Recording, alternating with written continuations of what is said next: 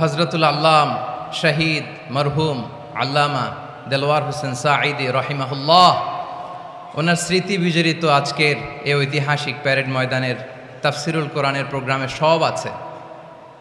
Stage আছে, শ্রোতা আছে, প্যান্ডেল আছে, মিডিয়া কাভারেজ আছে, কিন্তু আমাদের কলিজার টুকটাটা আমাদের মাঝে নাই। আজকের এই প্রোগ্রামে আলোচক হয়ে এই চেয়ারে আমি না বসে ওই শ্রোতাদের কাতারে বসে যদি আমাদের আল্লামার নুরানি চেহারার দিকে তাকিয়ে ওয়াজ শুনতে পারতাম, আমাদের হৃদয়টা ঠান্ডা হয়ে যেত, আমাদের তৃষ্ণার্ত হৃদয় শান্ত হতো। সব আজকে আছে, কি যেন নাই, ঠিক কিনা বলেন? আল্লাহ তাআলা প্রতি 100 বছরে একজন মুজাদ্দিদ পাঠায়, প্রতি 100 বছরে একজন মুজাদ্দিদ, যিনি সমাজকে সংস্কার করেন। আল্লামা দেলওয়ার হোসেন সাঈদী রহিমাহুল্লাহ ছিলেন তেমন একজন মুজাদ্দিদ। চিৎকার করে বলেন ঠিক কিনা?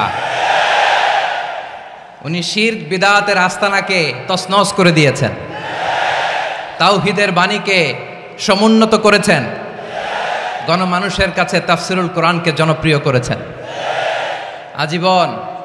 আজীবন তিনি ইসলামকে বিজয়ী শক্তি হিসেবে দেখার স্বপ্ন দেখতেন। এত প্রাঞ্জল ভাষা, এত চমৎকার আধুনিক প্রেজেন্টেশন, গণমানুষের কাছে কোরআনের তাফসিরকে এভাবে জনপ্রিয় করে তোলার মতো ব্যক্তিত্ব আল্লামা সাঈদী ছাড়া দ্বিতীয় কেউ এই বাংলার ভূখণ্ডে নাই। এই যে তাফসিরুল কোরআন, এই যে টার্মিনোলজি, এই টার্মটাই উনি আসলে জনপ্রিয় করেছেন। আমরা আগে জানতাম না যে এভাবে তাফসির করা যায়, এভাবে scientific indications of the Holi কোরআনকে মানুষের কাছে পেশ করা যায়, এভাবে এত জীবন ঘনিষ্ঠ করে, এত ইন্টারেক্টিভ করে কোরআনের কথাগুলো মানুষের কাছে উপস্থাপন করা যায়। উনি অন্যায়ের বিরুদ্ধে সবসময় সোচ্চার ছিলেন, প্রতিবাদী কণ্ঠস্বর ছিলেন। ওনার আলোচনা শুনলে দেহের রক্ত টকবক করে ফুটতে থাকতো। আল্লাহু আকবার, আল্লাহু আকবার, আল্লাহু আকবার। He was a strong mouthpiece of Islamic revivalism. Islamic জাগরণের স্ট্রং মাউথপিস ছিলেন আল্লামা সাঈদী রাহিমাহুল্লাহ। অনেক দোয়া পেয়েছেন, আমরা পড়েছি, এমন জীবন তুমি করিবে গঠন, মরণে হাসিবে তুমি, কাঁদিবে ভুবন। গোটা বিশ্বকে তিনি কাঁদিয়েছেন। আল্লামা যখন ইন্তেকাল করলেন, আমি তখন মালয়েশিয়া থেকে যুক্তরাষ্ট্রে একটা কনফারেন্সে যোগ দিতে যাচ্ছি, কাতার এয়ারলাইন্সে। মালয়েশিয়া থেকে দোহাতে নামলাম। দোহায় যখন আমার ট্রানজিট, তখন শুনতে পেলাম যে আল্লামা বিদায় নিয়েছেন। সোশ্যাল মিডিয়ায় শুনে বিশ্বাস করতে পারলাম না। মুহূর্তের মধ্যেই মাসুদ সাঈদী ভাইকে মেসেজ করলাম, উনি কোনো উত্তর দিতে পারলেন না। মাসুদ ভাইয়ের সাথে যখন কোলাকুলি করি, আমাদের শামীম ভাইয়ের সাথে যখন কোলাকুলি করি, মনে হচ্ছে আল্লামা সাঈদীর ঘ্রাণ পাই। শরীরটা লিটারালি কাঁপছিল, নিজেকে মানাতে পারছিলাম না, বিশ্বাস করতে পারছিলাম যে আসলে আল্লামা বিদায় নিয়েছেন।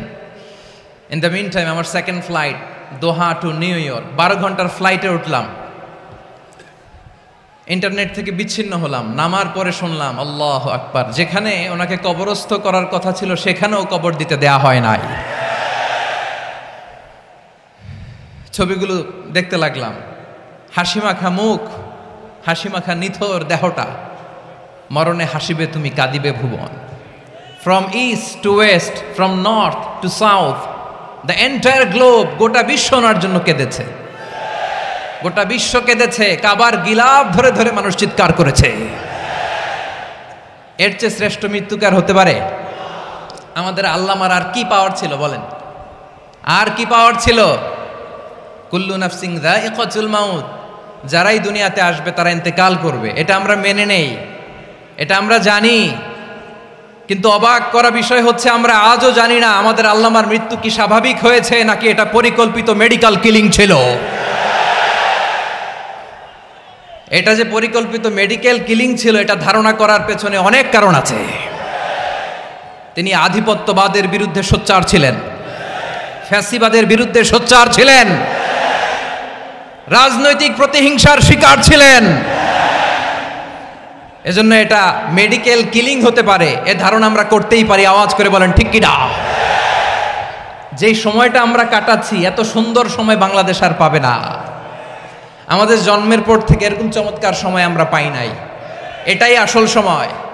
আমরা ইন্টারিম গভর্নমেন্টের কাছে দাবি জানাই, উচ্চতর তদন্ত কমিটি করে এটাকে হত্যাকাণ্ড ছিল নাকি স্বাভাবিক মৃত্যু ছিল, এই রিপোর্ট গণমানুষের কাছে প্রচার করে জানাতে হবে। এই দাবির সাথে কি সবাই আপনারা একমত? কারা কারা একমত হাত তুলে দেখান।